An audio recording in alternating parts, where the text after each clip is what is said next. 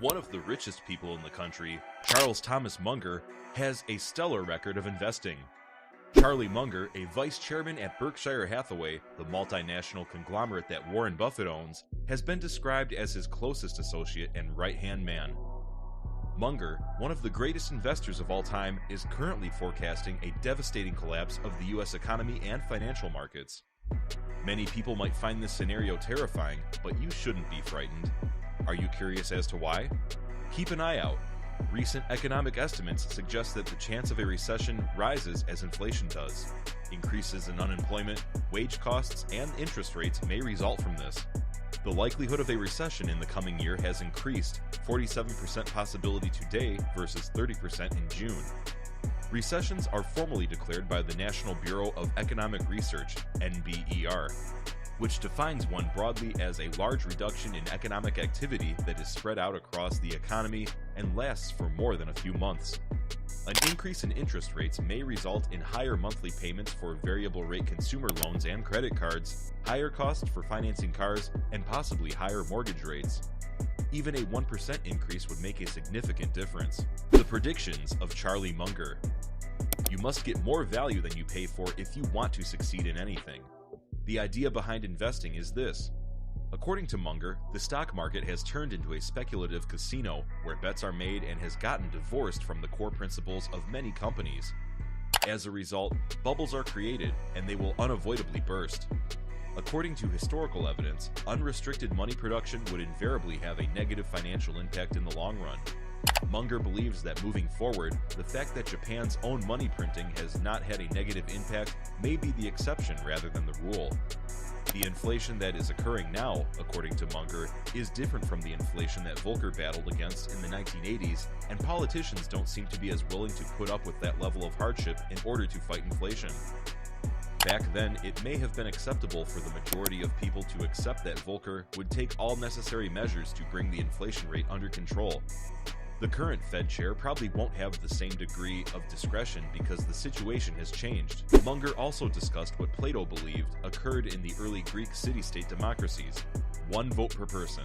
If there is a lot of equality, you will have demagogues, and demagogues will incite the population, and before you know it, democracy will be gone. That idea was probably not too off the mark for Plato, but it has frequently been used in Latin America. That is not the course we want to take. The bulk of the time, the problems brought on by inflation result in the emergence of new leaders who promise to protect the populace and restore prosperity. Typically, dictators' ascension to power follows this rule. In recent years, our governments have been producing money like crazy. Because interest rates are so low, the government can borrow a lot of money without raising taxes.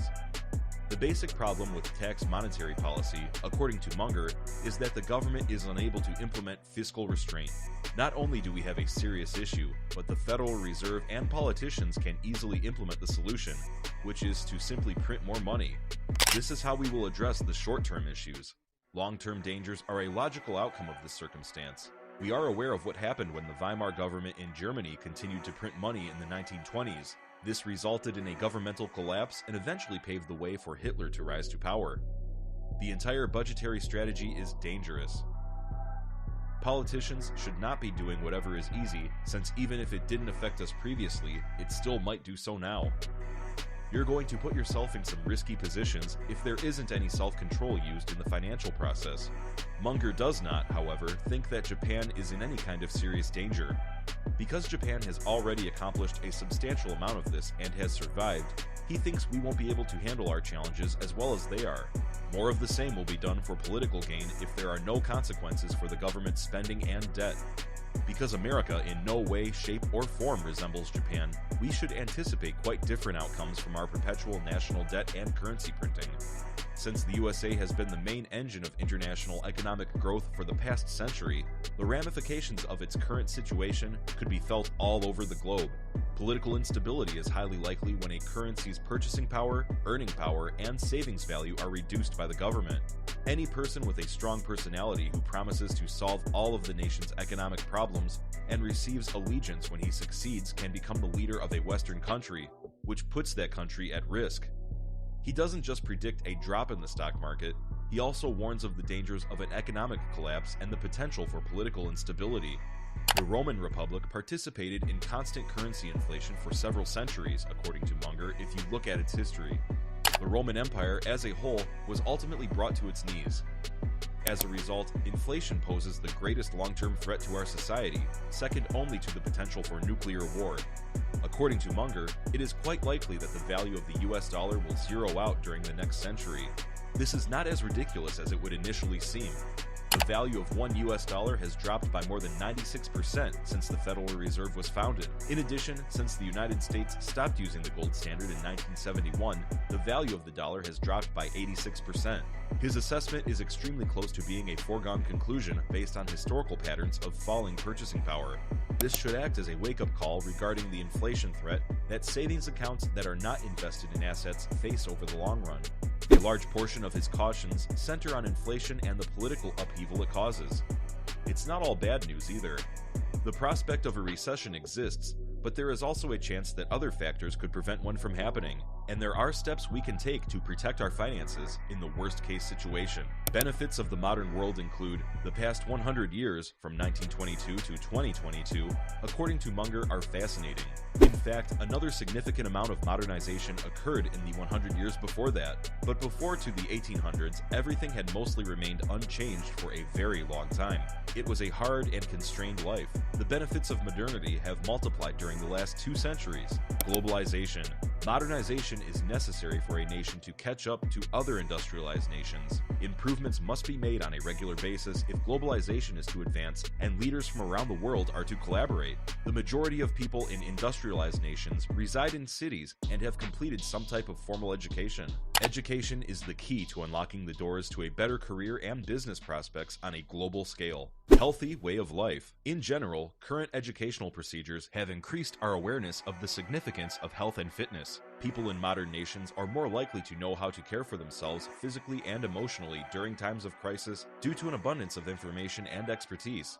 Access to affordable healthcare services availability. Medical care alternatives are more readily available and more advanced in today's society. In industrialized countries, the population is generally healthier as a result of accessibility of modern medicine and healthcare services. Although contemporary technology has made many comforts possible, there are also negative effects on both people and the environment. Some of the main issues that lead to the cons of modernization have dangerous implications. What can we do then? Spend smartly. Young people shouldn't waste money on ostentatious purchases, according to Munger. They leave the area fast. Material possessions do not have a permanent home. They look brand new and dazzling when you first see them in the store. However, as soon as the wrapper is ripped open, they start to immediately degrade. With all new designs, styles, improvements, and features, something completely new is constantly around the corner. Everything in our surroundings is getting better, from clothing and cars to tools and cookware, and we can be confident that our newest purchase will become obsolete quickly thanks to planned obsolescence. We put ourselves under more stress as we shop more. Nothing in our lives is more susceptible to loss, theft, or decay than the tangible things we acquire. Our material assets all require routine maintenance. Our complete focus and effort must be given to our belongings. The areas need to be maintained, managed, organized, and cleaned.